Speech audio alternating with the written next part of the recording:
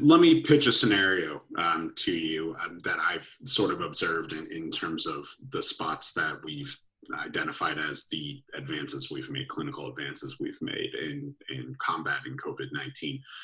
Therapies like remdesivir, obviously emergency use authorization just last week. A lot of the promise that was shown in the clinical data showed, speaking very lightly on it, is essentially that it keeps people out of hospitals. It keeps hospitalized patients at a status where they can be at home. And a great emphasis of the disease, of course, is that, hey, 80% of these cases are manageable at home. What's not really defined in that large print is the fact that this is only for situations where home living is manageable, or I guess harboring for benefiting treatment of a disease. And I think it kind of feeds into what we're discussing here. And like you said before, housing situations, it could be worse for these demographics. And it's something that we've observed in the cities already, that it's just not harboring benefited treatment. How exactly do we address this issue? The fact that, yes, in situations where, everything is set up for you to get yourself better and take care of yourself in a very healthy fashion, 80% success rate in doing that. What about the rest that's not a feasible scenario? Yeah, I think it's a challenging situation. And I think we have an opportunity now to think about how do we drive prevention, and what does social distancing even mean in vulnerable and underserved populations when they're not able to engage in that. The challenge is that we often send people back to the conditions that make them sick. And so you may do all that you can to take care of folks and get them better in a clinical setting. But when they go back to where they're living, whether it be in multi-generational crowded housing or on the streets or in challenging circumstances, they're again at risk. And, this even raises the issue of essential workers who in urban areas, more than 46% of, for example, New York City Metro Transportation Administration workers were African American. And so these jobs are less likely to be protected from loss and exposure. And so you could spend the time with therapy and treatment to get folks better, and that's important. And I think with remdesivir, and other treatments, we're studying them, and we need to continue to study them. There's potential promise there, but I don't think we can call the game yet. And we're, I'd say the fourth inning of a 9-inning baseball game, and we've got a ways to go. So I think these are opportunities to say, let's not just handle this for the moment, but let's use this opportunity to innovate and do the right thing so that we protect these vulnerable populations moving forward. Absolutely. And if we're speaking to solutions, obviously it's a comorbidity, but it is something that, it reminded me well of this when we're talking about cardiometabolic disease, and speaking specifically to more at-risk patient populations and those who may not have health literacy or access to immediate care. One of the best or most successful, in my mind, community-based health interventions was the barbershop initiative, right? For African-American men who have not received hypertension testing or have not been referred at all for any cardiovascular follow-up or testing, who may be at a greater risk. What they essentially did was set up areas in communities such as the barbershops in their neighborhoods, and taught barbers how to test for high blood pressure in their customers. And after the fact, if they tested positive or at risk for it, they were referred to a cardiologist, and that got them in the door. And that really broke down that barrier that, either side may perceive between them and their most at-risk patients. Obviously, with everything going on, the rules are completely different for COVID-19 response, but do you imagine in some kind of way that community-based interventions could benefit?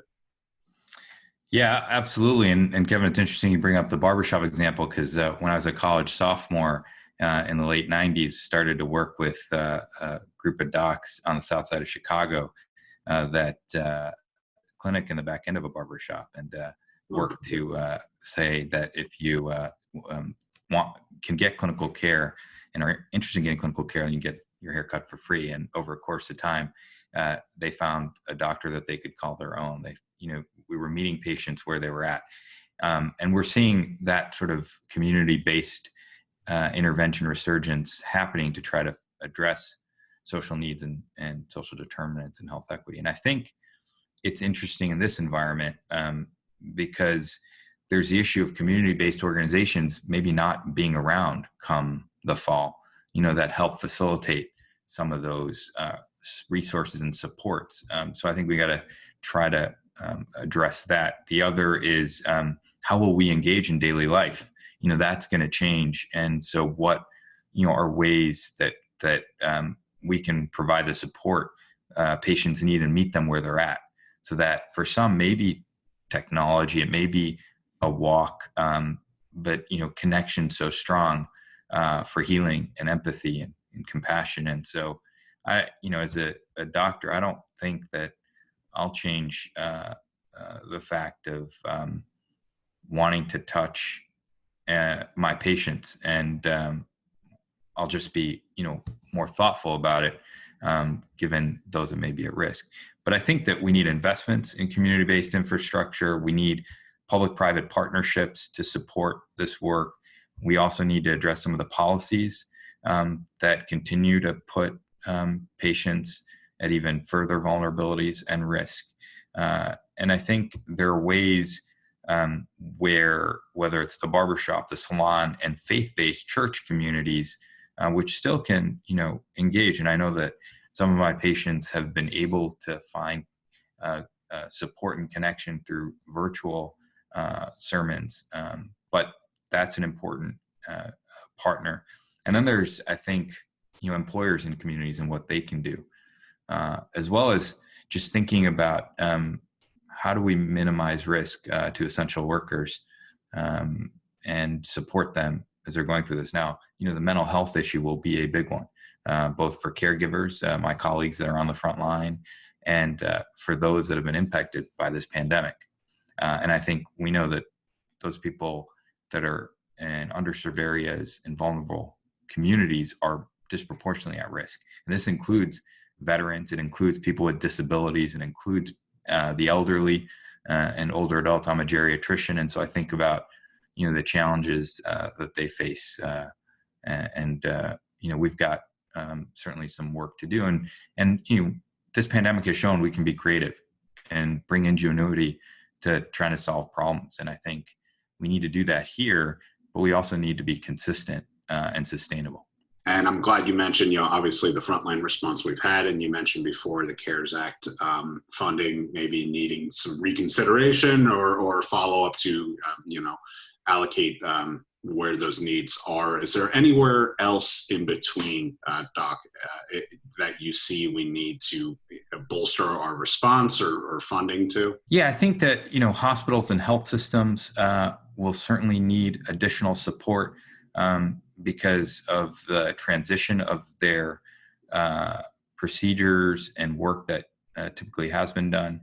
Now I know that they've gotten some support, but I think support to help them drive forward a glide path to value-based care and to be able to engage to support their communities around social needs and social determinants and health equity, I think can be important. I think resources to help drive implicit bias, unconscious bias training. We've been talking over the better part of the last year about the maternal health issue, which has been big in our country. And there's a lot of connection to the issue of disparities there.